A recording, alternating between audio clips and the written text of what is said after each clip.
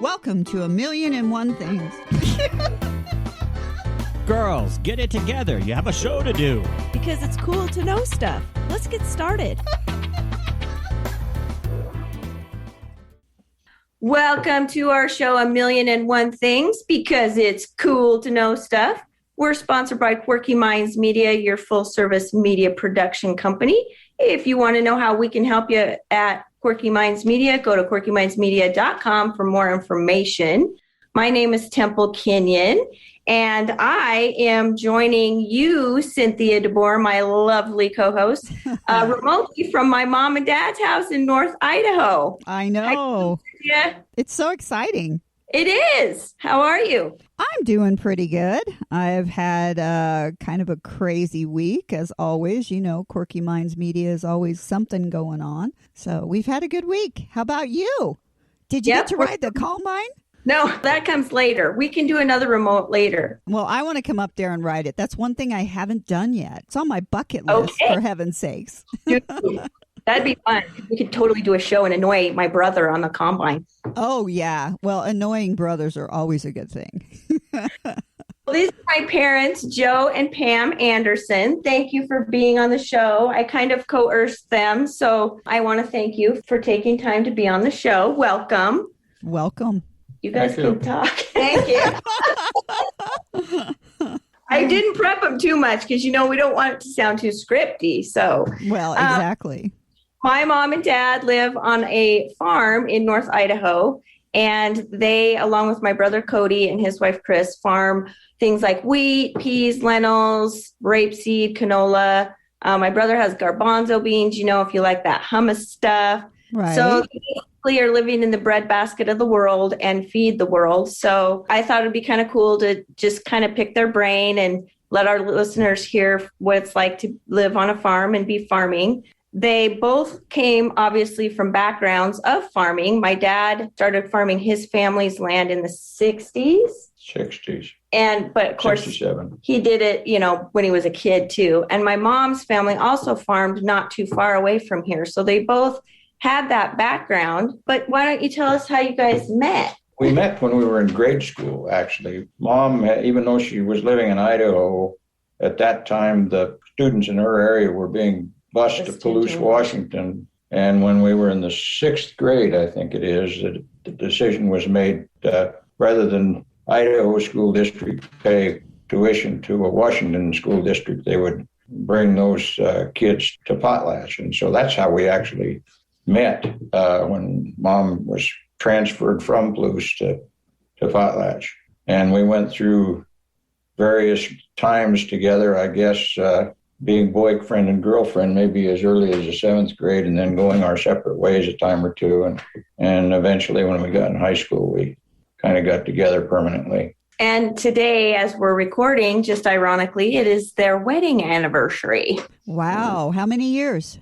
58. Yay! Hey, Mom and Dad! That's Woo-hoo! for sure. That's awesome. What's But you got to realize we were married when we were 12. Yeah. Well, you know, you can tell that just by looking, honestly. What about some tips for being married so long? Because, you know, I know people that say, well, I walked up the aisle and if it doesn't work, I'll just call it quits. And unfortunately, we see that a lot. People don't have a whole lot of staying power like you two. Well, I don't know. We kind of just went through every day at a time, and it ended up to be 58. We're stuck together now. We're not going to separate now. It's been too long. Too much time and money invested in each other. Right. Yeah. I don't know that we have any silver bullets, actually.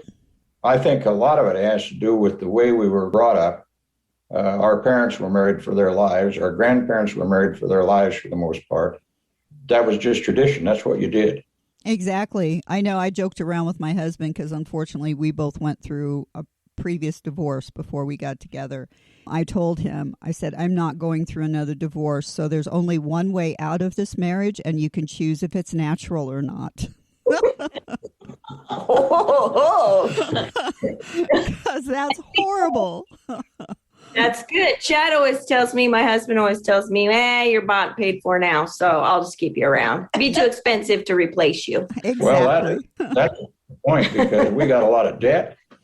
And if we were to go separate ways, That would there be might messy. be more debt than there would be assets to distribute. And Yeah. so we better just stay together and keep it together. Yeah. That Yeah. comes with farming. Definitely. So about the farming, maybe let's talk a little bit about that so our listeners can get a little bit of an idea. So what, in your opinion, and you both can answer, is like one of the most important things about your farming? Well, we enjoy the lifestyle. And actually, the choice to farm was a lifestyle choice. You know, we both of us grew up on a farm, and it seemed like it just sort of seemed like the thing we were going to do. We both have education beyond high school that would have allowed us to do a lot of different things. But we made that lifestyle choice. If we looked at it strictly from the standpoint of the economics, we'd made the wrong choice. But if we look at it overall, I think we both believe we made the right one. Did we? Yes. Well, it's something that, for the most part, we can do together. However, I sort of retired here, I think, about 4 years ago. And now I'm just on call. So, but up until then, we did a lot of stuff together. I drove truck and helped haul hay and helped overhaul equipment when they needed somebody to hold something or do something. So it's pretty much been a lifetime of doing things together.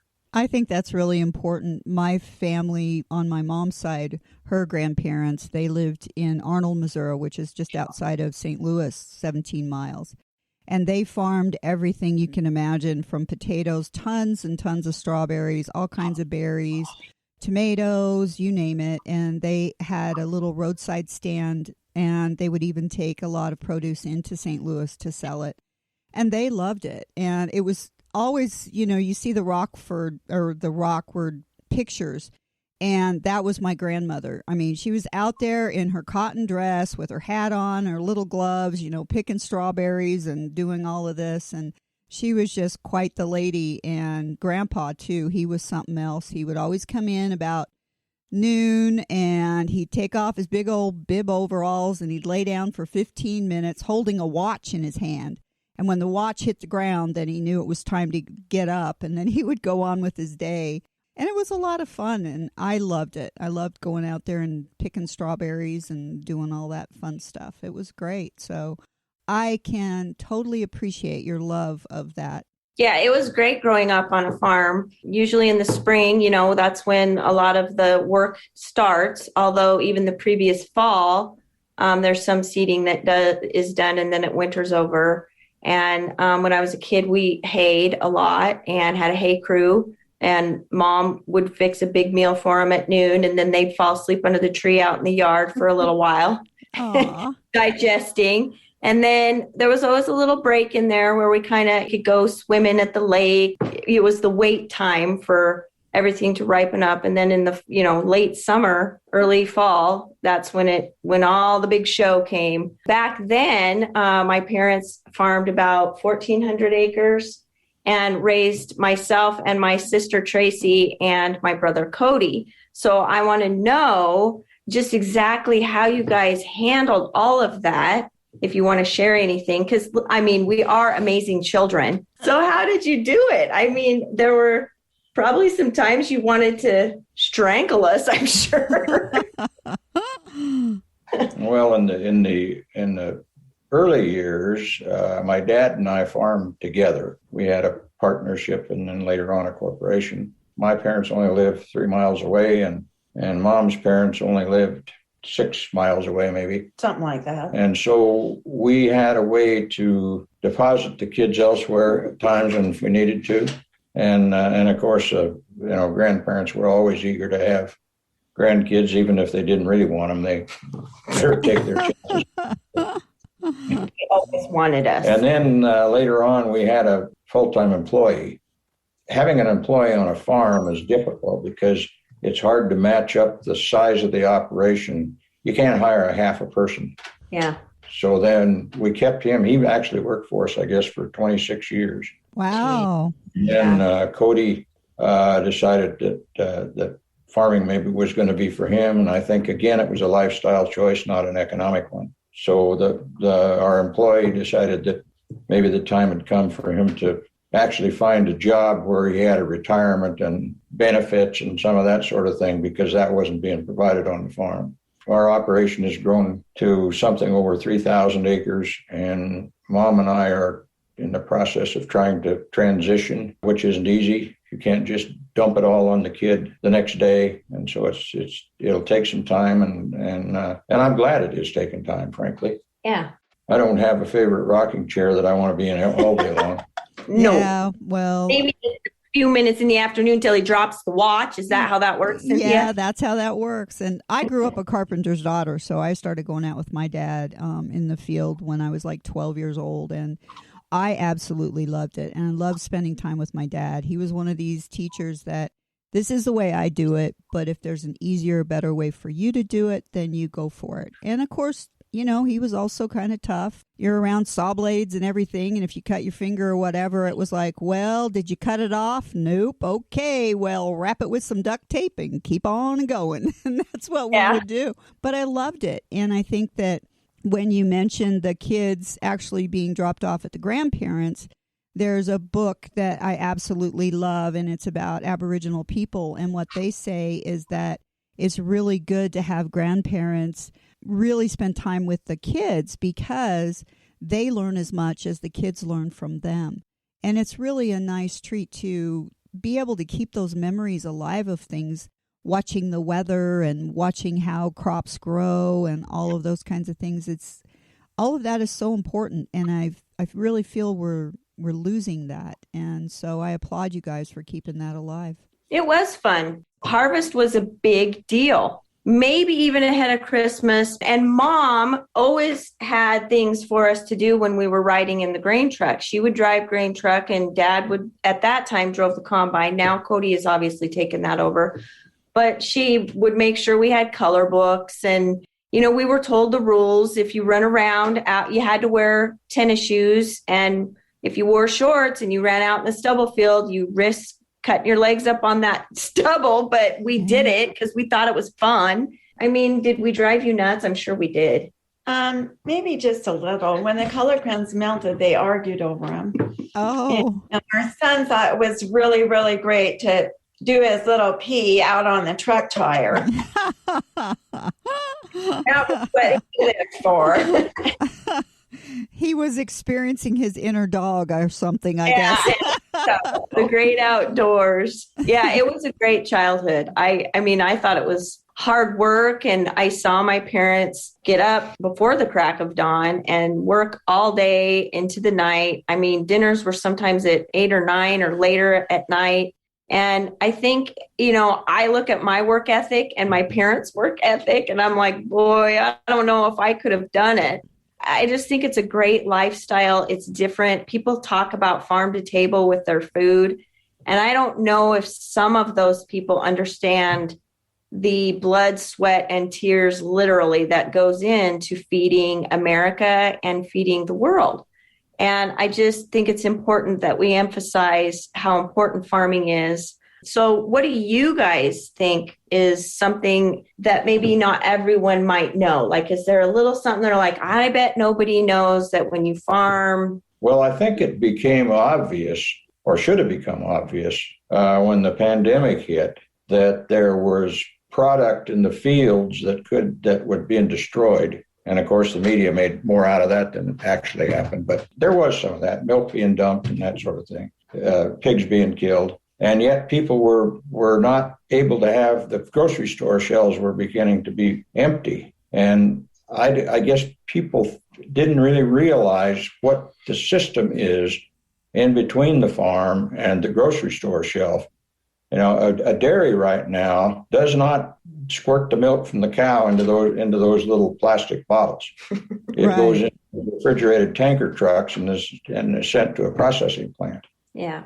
Idaho is the third biggest dairy state in the nation now, and those dairies are, you know, up to 30,000 cows that are being milked 2 to 3 times a day. You don't have the infrastructure to be able to deliver that milk directly to a consumer.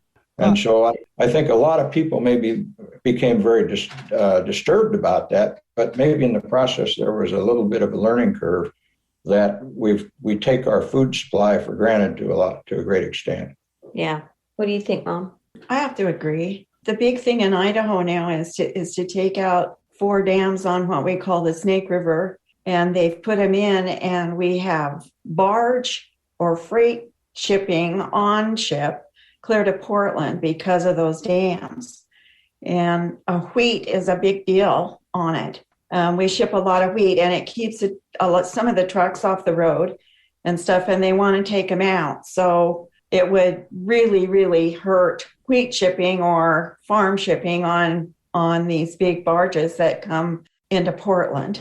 And Joe and I have been lucky enough to visit the port at Portland, and it's amazing how big those ships are and what they bring. I think that day must have been unloading some steel or something, but they had cranes there and were moving. It's just amazing. And it would really hurt the farming industry because we are able to ship so much of our product on those ships. 10% of the nation's wheat supply goes down that stretch of the Snake River on its way to export terminals, which then is shipped, all over the world. Wow, that's impressive. 10%. Yeah, 10%. And it's done in a way that a barge tow, I'll probably get the numbers wrong, but I think that it amounts to 133 rail cars. Yeah, I was going to ask about that because, obviously, down trains the river, are... the current of the river helps with the propulsion of the barges. And so the fuel consumption on a per bushel basis is much, much, much less than it would be shipping by rail or truck. Oh, well, that makes sense.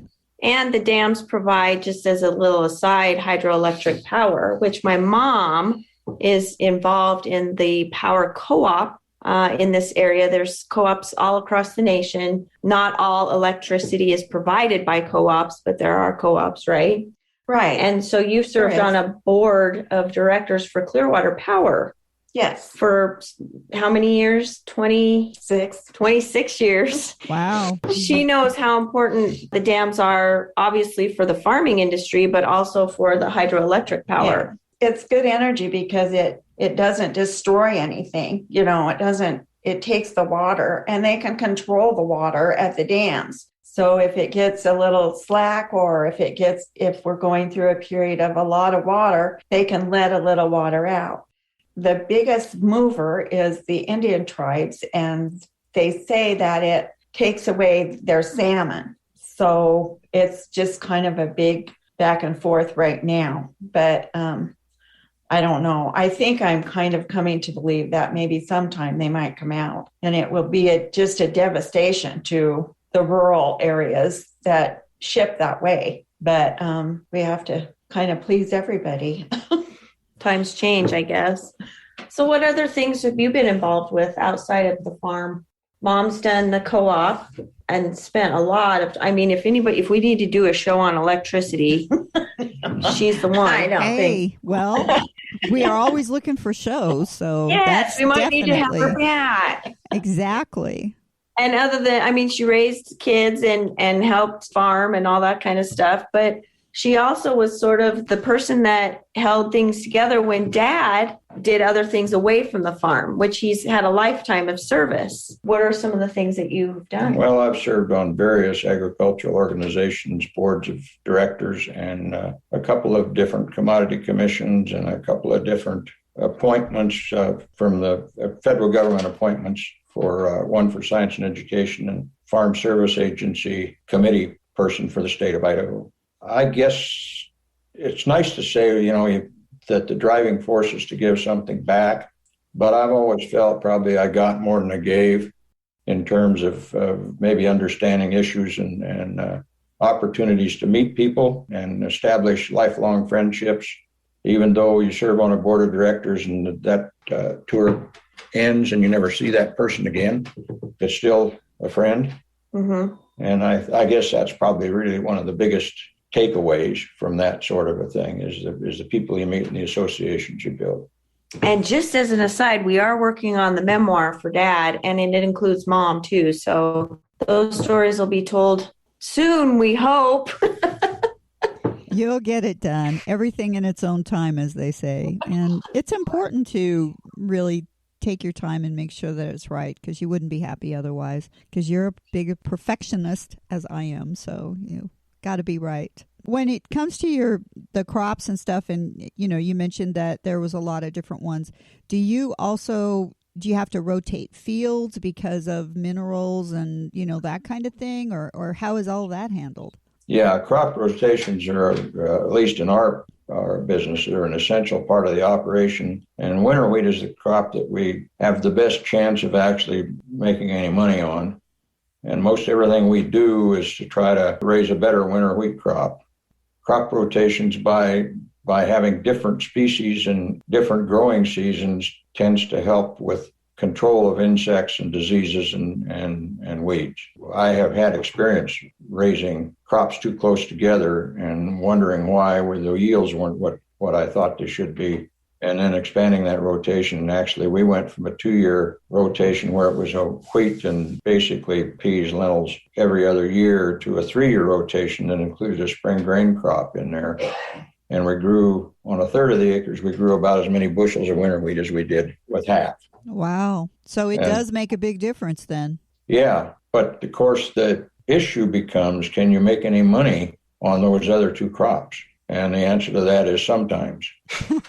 I always tell them, we live in Vegas, Cynthia, and we obviously are very well aware of the gambling situation. There's winners and losers, and I always tell my parents farming is probably the biggest gamble because you're at the mercy of Mother Nature and everything that comes with that. And it can be really good and it can be a little shaky sometimes, because it's unpredictable to a point. The weatherman does a good job, but by the same token, you just never know. Yeah, that's true. I think it's down to a science pretty well, but there's a lot of variables that play into having a good crop every year. So, well, like you said, too, the pandemic affects it because, like I said, with me doing carpentry work, I can't even tell you because of the pandemic, and I'm sure there's other things that go on with that. The cost of a 2x4, a crappy 2x4, has tripled. It's been insane. Everything that we go to do, you used to be able to get a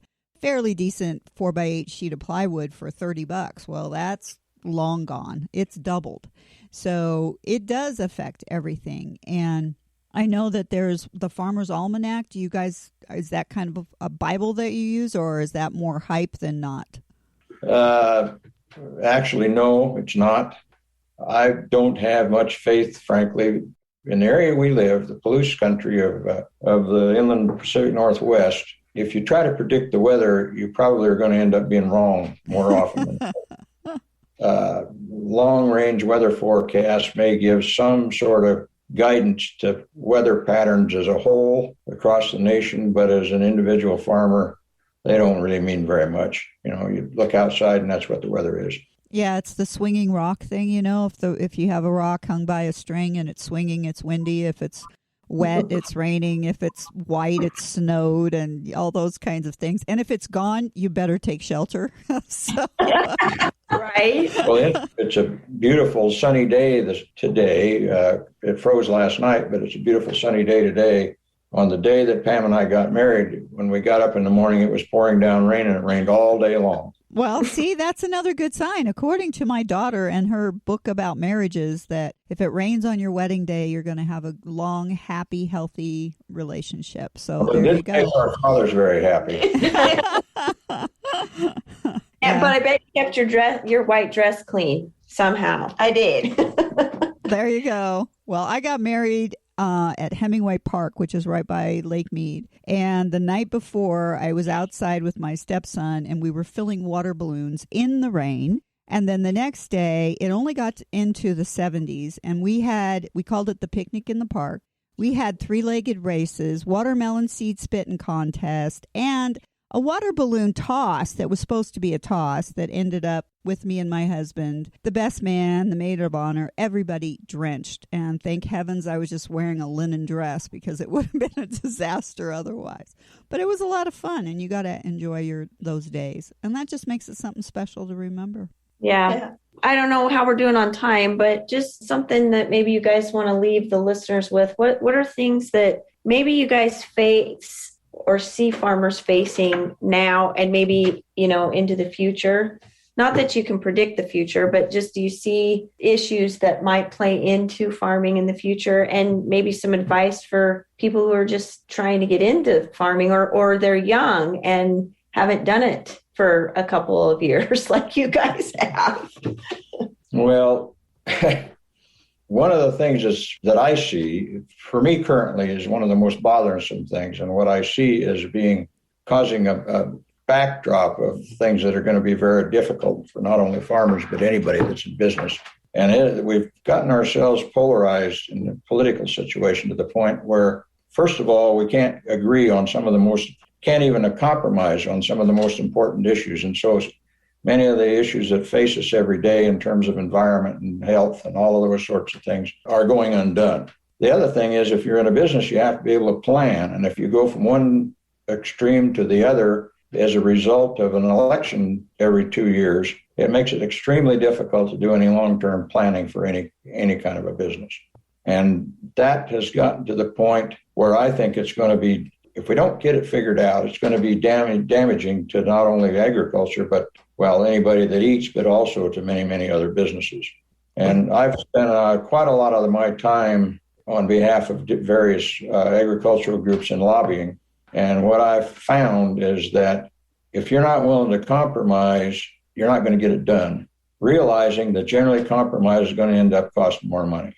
And so if you have one side wants to spend a lot of money and the other side doesn't want to spend any, compromises maybe spend half as much. And if neither side's willing to give on that, we're just not going to get the jobs done. Yeah, I would agree with that. And it is so true. I mean, if an idea is a good idea, then maybe, you can work together to figure out, like you said, a good compromise so that both sides don't feel completely cheated and they feel like they've won a little bit. I mean, that's really what the whole benefit of compromising is. And I'm sure in the 58 years of marriage, you two have compromised with each other too. I mean, we do that all the time in every area of our lives. And when we're talking about food production and other businesses, it's just as, if not more important to do that. Yeah, you would think food production wouldn't be politically charged, but it is. And there's a lot of reasons for that. But the major decisions that need to be made have to still be made for us to be able to continue with the processes of getting food to people. So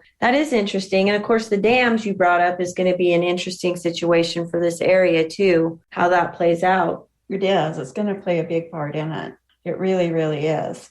And it's going to cost the taxpayers a horrendous amount of money to do this. And then we will lose, of course, our environmentally good source of power.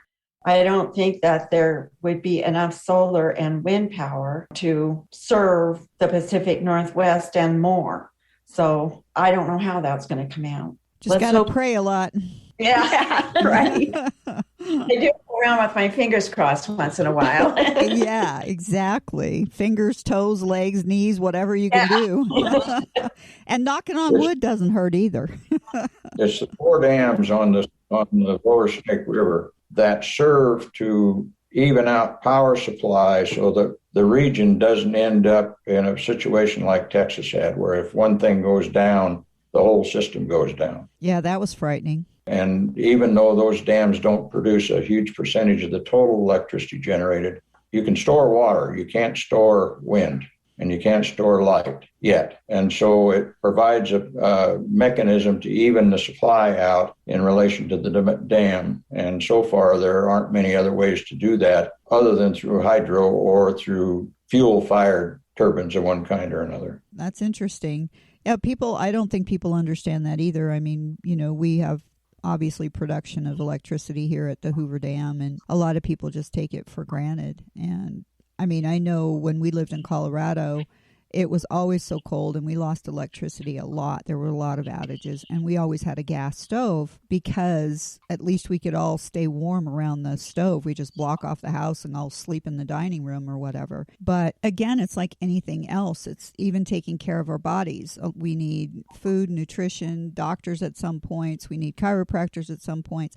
Well, it's the same thing with our energy. We need to have several sources so that we're never without. Yes. I think we all agree on that in this little conversation today, that it takes every source so that we can maintain our businesses, our production, and our way of life. You know, you can deal with a power outage for a little while, but when we have them in the summertime in Vegas, who doesn't worry about whether your refrigerator is going to keep your stuff cold when it's 120 degrees outside and your house is getting close to 90 degrees inside because you don't have the air conditioning? Hydroelectric power is key where we're from and here too. So think about it that way. That's a nice little connection. Yes, well, exactly. Any activity, there are always trade-offs. And there, unfortunately, the trade-off that has been made is that the cost of maintaining salmon runs has increased exponentially, and that falls basically on the backs of the ratepayers in the electric cooperative system.